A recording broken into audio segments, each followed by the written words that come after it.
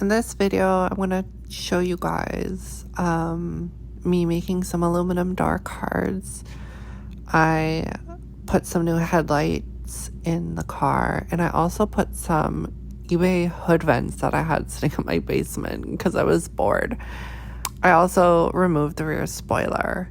It's another day of like blistering heat. I did manage to get some aluminum and a piece of tubing, but the tubing is huge. I don't know if I'm going to be able to make this work, but it's definitely pretty strong, so we'll see. It might be too big, but it was cheap because I got it at a metal dealer. So I cut these door panels. It took a really long time actually of holding them up and measuring just so I wouldn't mess it up. Also, don't worry, I'm replacing this hood, so that's why I'm putting them there. Tomorrow morning, I'm gonna fasten them onto that door. And the only thing I'm not thrilled about is where the actual door handle sits. So I wanna make a trim piece to cover that up because it's super high on the door card. But I couldn't really bend them to fit that curve at the top of the door. So it is what it is. I still think they'll look really cool. But yeah, I've got this door disassembled and I'll do the same to the other side tomorrow. Here's kind of the door panel mounted. I got the window crank on and functioning. I'm just riveting the panel to the original door. And I decided to keep the armrest. So I have 3 holes to mount that. And I'm gonna mount the original door latch shroud. But I'm gonna pick up a little something to put along here because I couldn't really figure out how to bend the panel to accommodate for that. So that's the next step.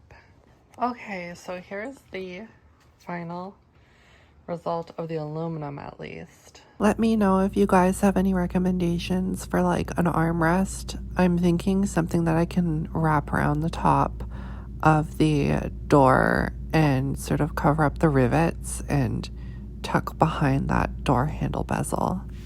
So I'm doing some wiring here on the RX-7. As you can see, there's speaker wire powering the daytime running lights on this car. The stock plug won't turn on the daytime running lights. Only the high beams have this other headlight in there, but I'm wiring this one up.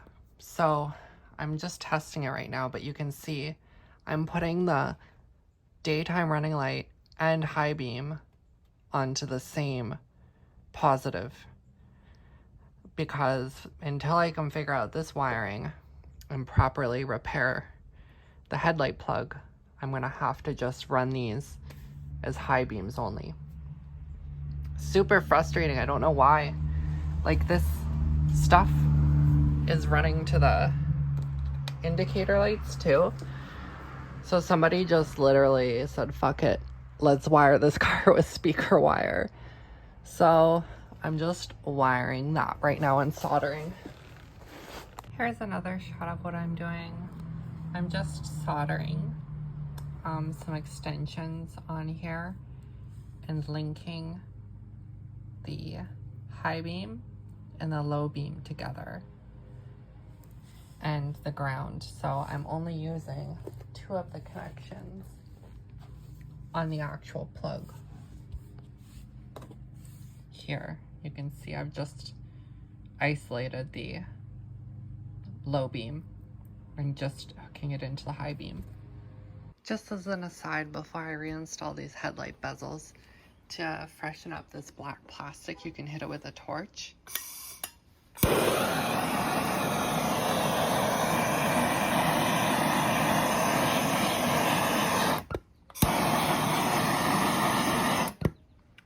And it kind of gets a little bit more glossy.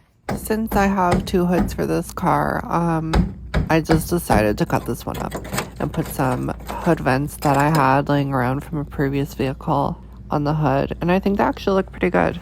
It's like a heat wave out there today. Anyways, I took the roof spoiler off. So I've got magnets holding these aluminum backing plates beneath these holes. And I'm gonna just get a little spot to ground. And then I'm going to clean up around the hole and just weld it, grind it smooth, and then put a little bit of just putty over top to smooth it out, and then I'll paint it.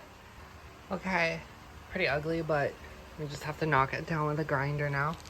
Yeah, I mean, that's the issue with any kind of body modification.